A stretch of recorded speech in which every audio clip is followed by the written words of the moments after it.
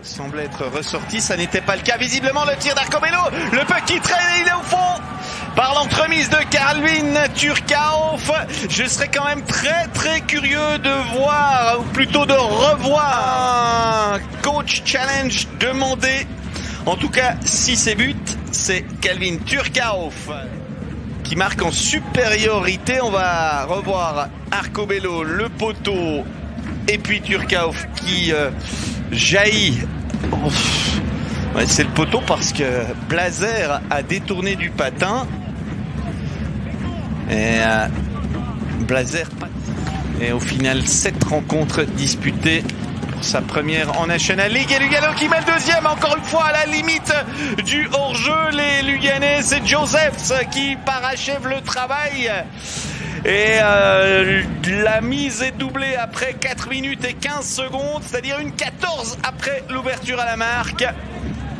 Troy Josephs, l'ancien étranger de Viège. C'est encore une fois très limite, hein, question hors jeu. Mais la passe de Fazzini est absolument parfaite pour les STL Tigers. Mais avec Olofsson, l'étincelle peut survenir à chaque shift avec le but qui relance cette partie. Flavio Schmutz qui profite d'un rebond accordé par Fadani.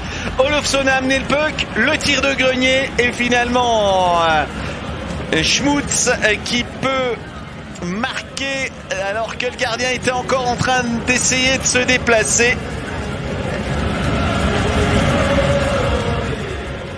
Alors on revoit le gros travail de Olofsson qui attire à lui la défense et ensuite le jeu s'écarte.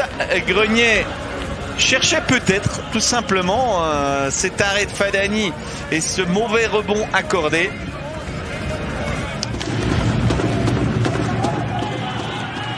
Olofsson à nouveau. On est à 5 contre 4, je rappelle, c'est lui qui fait une magnifique passe, c'est un autogol de Mirko Müller. Pesonen pour le 2 partout, mais dans les faits, c'est Mirko Müller qui dévie cette rondelle au fond de son propre filet. 2 partout avec un deuxième but de la soirée en supériorité numérique, alors que c'était pas vraiment un jeu de puissance installé.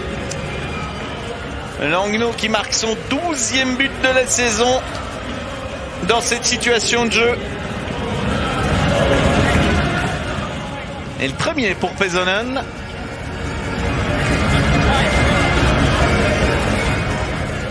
Qui figurait parmi les buteurs samedi dernier à Lausanne. Clairement, il a voulu remettre à Olofsson.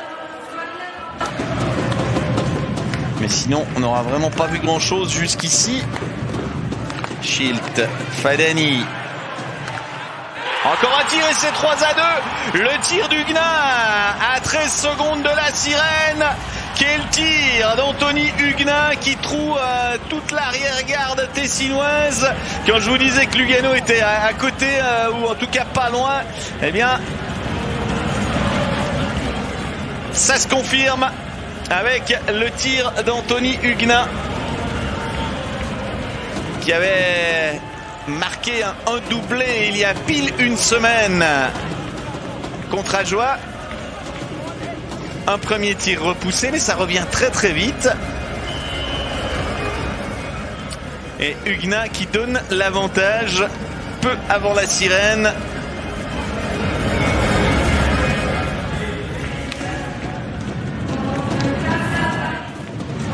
Olofsson. Qui dit Olofsson dit danger. En principe, en tout cas ce soir, c'est un peu ça. Tir de Gross Niklaus. Fadani laisse filer derrière, c'est 4-2.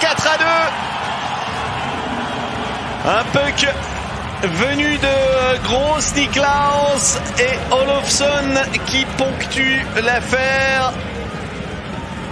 Un petit coup d'accélérateur de la première ligne de Langnau. Olofsson qui fait des ravages cette saison.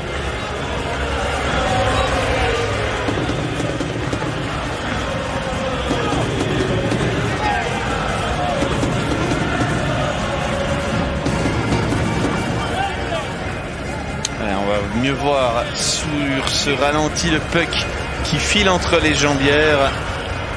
Et encore une fois, Fadani, on peut pas dire qu'il fait une grosse erreur, mais enfin, un gardien en bonne forme n'aurait pas laissé filer ce puck. Mais personne pour mettre le puck au fond du filet. Et encore un tir, et celui-ci est allé au fond du goal avant de ressortir, nous indique l'arbitre, et ce serait un doublé pour Josephs. On a vu le puck entrer, ressortir.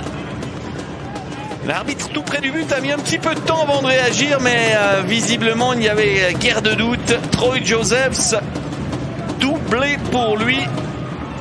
Son premier doublé en National League, bien évidemment.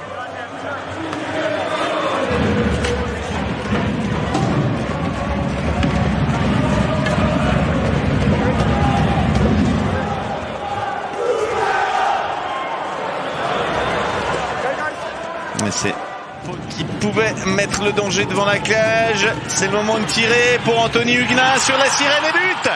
Je pense qu'il est valable, le but d'Huguenin, alors que le chronomètre est à 40-0-0, mais à mon avis ça entre au moment où le chrono descend. Ça va se jouer au 10e de... Et donc messieurs Bourget et Cherig qui vont faire bondir le public encore une fois, alors que les joueurs eux sont déjà repartis au vestiaire. Nous on va prendre une pause, se retrouver bien sûr, et d'ici un quart d'heure pour le dernier tiers-temps entre Langnau et Lugano. On va quand même revoir une fois encore ce tir troué Fadani, et Lugano se retrouve mené. Celui-là est remporté encore une fois avec un tir sur réception, c'est but.